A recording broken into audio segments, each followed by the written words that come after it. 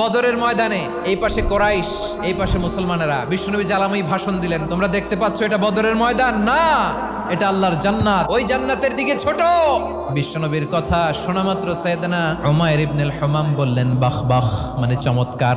বিশ্বনবী বললেন মা ইয়াহমিলুকা আলা কওলিকা বাখ বাখ ইয়া উমাইর, আমার এই কথা শুনে তুমি কেন বললা বাখ বাখ?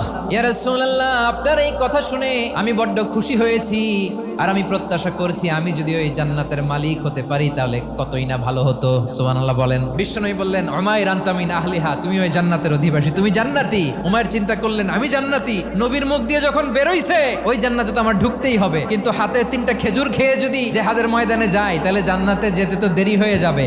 এই চিন্তা আসা মাত্রই খেজুর 3টাকে তিনি ছুঁড়ে মারলেন, তলোয়ার বের করে আল্লাহু আকবার বলে বদরের ময়দানে ঝাঁপিয়ে পড়লেন। আল্লাহর শত্রুদেরকে কচুকাটা করে এক পর্যায়ে শাহাদাতের সুধা পেয়ে নিজেও জান্নাতি হয়ে গেলেন। পড়েন সুবহানাল্লাহ।